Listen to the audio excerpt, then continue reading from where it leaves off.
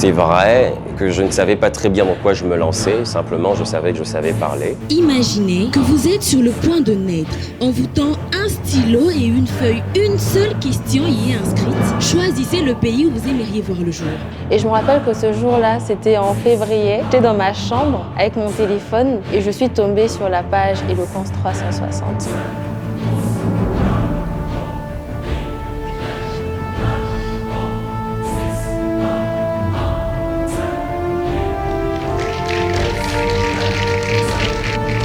C'est en forgeant que l'on devient forgeron, dit-on. Mais ce midi, j'aimerais vous poser une question.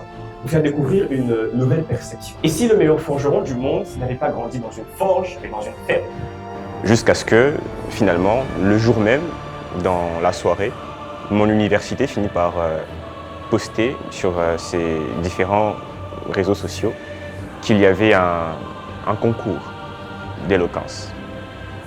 Et je me suis automatiquement inscrit avec l'idée selon laquelle c'est le premier concours auquel je participe et c'est sur une thématique qui me passionne, la prise de parole en public. Je me pose toujours la question Existentielle. puis arrivé à adhérer à une théorie. Alors cette affirmation donne sujet à controverse. Qui sera le super-héros de la RDC? Et moi aujourd'hui, comme le Christ, je viens nous dire, en vérité, je vous le dis, nyonso salité. J'ai toujours rêvé de participer à un concours. Alors quand j'ai vu ça, je me suis dit, ah, j'ai trouvé le concours auquel je voulais participer. J'ai trouvé la chose qui allait me challenger. Puisque le mot est là, vous balancez, d'accord? Nous faisons ce concours pour adresser une question d'intérêt général, mais également d'éducation nationale. Pourquoi je le dis? Je le dis tout simplement parce que l'esprit critique devrait être l'un des piliers majeurs qui constituent une prise de parole.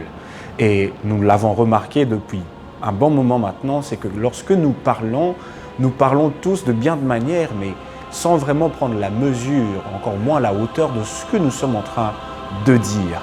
Ce concours vient justement pour réveiller la conscience de ceux qui parlent, de ceux qui parlent sur TikTok, de ceux qui parlent sur Instagram, de ceux qui parlent à la télé, de ceux qui parlent dans des conférences.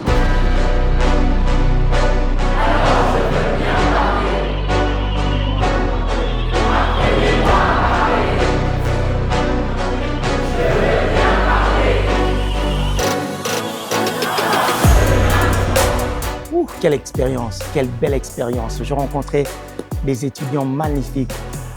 Nous sommes une richesse à la République démocratique du Congo, en ressources humaines surtout. Donc voilà, cas pratique. C'est vous le gagnant de ce programme. Et finalement, on vous fait honneur, on vous dit, écoutez, c'est vous qui allez annoncer le prochain gagnant. Et là, vous commencez votre discours vraiment, je me rappelle de ce programme. Et là, quelqu'un se lève et crie, Totalanzala, qu'est-ce que vous faites? Qu'est-ce que Julien apparaît? Alors, j'ai rencontré des coachs extraordinaires, en l'occurrence de M. François Kakessa. Moi, je pense que jusqu'à maintenant, c'est le coach qui m'a le plus marqué parce que lors de sa prise de parole, lors du moment de coaching, il a pu placer des mots sur des choses que je n'arrivais pas à dire. Agréablement surpris de la qualité du niveau des participants qui ont été sélectionnés à ce concours interuniversitaire. Et les questions, leur capacité de compréhension, de rétention, de résumé. Et ce qui m'a impressionné, je suis agréablement surpris. On va pas forcément arriver je vais pas forcément arriver à t'emmener dans ma vague facilement. Tu dois le comprendre en fait, prendre conscience de la force que tu as. Mais déjà, l'envie d'apprendre, ils ont vraiment la soif d'apprendre et aussi l'évolution rapide. Parce que dans mon cas, on a fait quelques pratiques. Donc, j'ai fait une pratique au début, un exercice pratique au début et un autre exercice pratique à la fin. Et le discours avait totalement changé et ça m'a impressionnée. Donc pendant cette phase d'incubation, j'ai beaucoup appris. J'ai beaucoup appris des autres, j'ai beaucoup appris des styles des autres. J'ai beaucoup appris aussi des formateurs. Notamment celle que je pourrais citer, c'est Madame Eloala. J'ai beaucoup aimé ses interventions. J'ai beaucoup aimé l'aura qu'elle dégageait. Et aussi, je pourrais citer également Monsieur François Kakessa.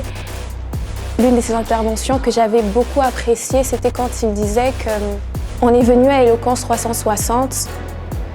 Il y en a qui étaient venus sans forcément avoir de but, mais il a dit que si tu étais venu ici sans forcément avoir de but, ça serait le temps de te fixer des objectifs. Le niveau d'enseignement qu'il y a eu, le partage avec les personnalités qui ont été mises à notre disposition, était quelque chose, une expérience personnellement, j'ai trouvé et je l'ai vécu comme un moment fort de ma petite existence.